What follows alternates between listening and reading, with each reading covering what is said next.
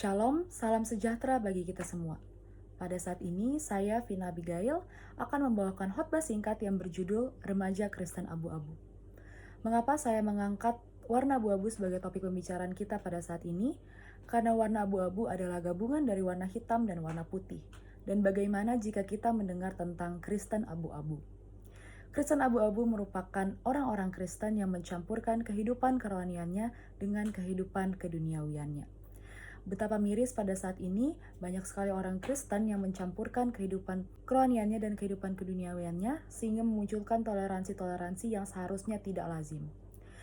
Tetapi pada saat ini kita akan melihat salah satu tokoh di Alkitab yang dijuluki sebagai Kristen abu-abu. Terdapat dalam Kejadian 13 dan 19. Dia adalah Lot. Pada saat itu ketika Abraham memberikan kesempatan kepada Lot untuk memilih daerah yang ia sukai untuk tinggal, kira-kira apa yang dipilih Lot? Iya, dia memilih kota Sodom dan Gomora. Apa alasannya dia memilih kota Sodom dan Gomora? Yang pertama, Sodom merupakan kota makmur dan mewah. Yang kedua, memiliki seni yang tinggi. Ketiga, memiliki sistem perdagangan yang baik. Yang keempat, kota yang subur tanahnya. Yang kelima, kota pusat perdagangan. Yang keenam dan yang paling penting adalah kota Sodom tidak perlu banyak bekerja keras untuk mendapatkan penghasilan yang banyak. Itulah mengapa Lot memilih kota Sodom dan Gomora sebagai tempat tinggal dia dan tempat dia menyimpan hartanya. Lalu, kira-kira di kota Sodom dan Gomora, bagaimanakah moral dan sikap-sikap orang di sana? Yang pertama, orang-orang di sana jahat. Yang kedua, orang-orang di sana berdosa kepada Tuhan. Yang ketiga, mereka memiliki perilaku yang sangat kasar, brutal, dan juga beringas. Yang keempat, tidak bermoral. Yang kelima, dan yang paling miris adalah terjadinya penyimpangan seksual, yaitu homoseksual. Terdapat dalam Kejadian 13 ayat 13 dan Kejadian 19 ayat 4-10. Saya membawakan khotbah ini pada saat ini tidak bermaksud untuk menyindir siapapun, namun saya berbicara sesuai dengan Alkitab.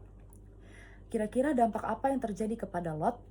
Dia akhirnya berusaha hidup putih di atas kehidupannya yang sudah jelas-jelas hitam, di atas lingkungannya yang sudah jelas-jelas hitam.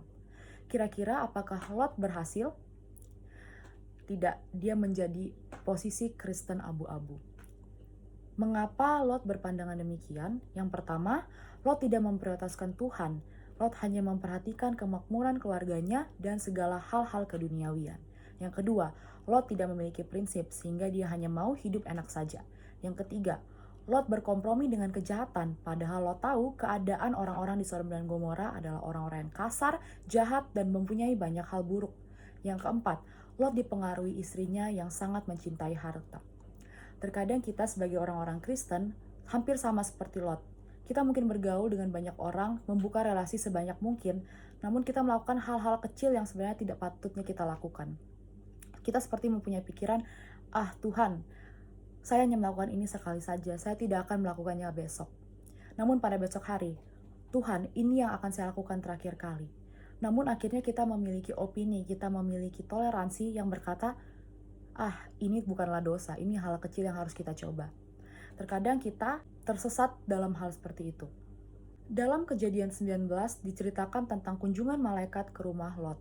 Namun di ayat 4 dan 5 dikatakan bahwa di kota Sodom sering terjadi atau lazim hubungan tidak seimbang antara laki-laki dan laki-laki.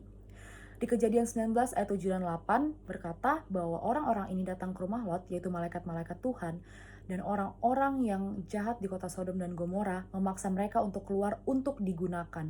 Namun pada saat itu Lot berkata, lakukanlah apa yang menurutmu baik kepada putri-putriku. Jadi Lot menawarkan putri-putrinya untuk dipakai selain dari malaikat Tuhan. Dalam buku Alfa dan Omega jilid pertama halaman 190, Lot berusaha mempertahankan hidupnya bersih, tapi ia gagal. Pengaruh-pengaruh jahat di sekelilingnya berakibat buruk terhadap imannya dan juga keluarganya, khususnya anak-anaknya. Kira-kira apa akibat dari pengaruh ini? Yang pertama, Lot berat untuk meninggalkan kota Sodom. Dan ia pada saat Tuhan akan menghancurkan kota itu, dia lebih memilih untuk lari ke kota Zora, yaitu kota di seberang Sodom. Itu adalah kota yang sangat dekat dengan Sodom, karena dia sangat mencintai kekayaannya, hartanya, dan semuanya yang ada di kota Sodom, sehingga dia tidak rela untuk pergi jauh daripada itu. Padahal, malaikat Tuhan sudah memberitahukan Lot untuk lari sejauh-jauhnya dari kota Sodom dan Gomora, karena Tuhan akan memusnahkan kota itu. Di sini, dia berat untuk meninggalkan hartanya, pikirannya, dan hati mereka. Yang kedua, Karena istri Lot lebih mengutamakan harta, pada saat itu mereka dilarang untuk menoleh kembali ke Sodom dan Gomora. Namun istrinya tetap melawan. Pada saat dia berbalik kembali ke kota Sodom dan Gomora, dia berubah menjadi tiang garam. Yang ketiga adalah moral yang dirusakkan. Anak-anak Lot membuat mabuk ayahnya sendiri atau Lot dan tidur dengan ayahnya.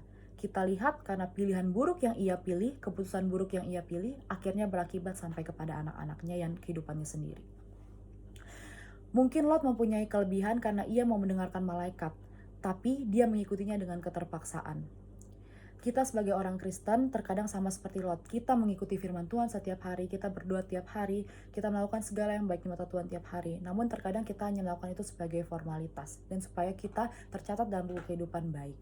Namun, bagaimana cara kita untuk hidup dengan kehidupan Kristen yang bukan Kristen abu-abu?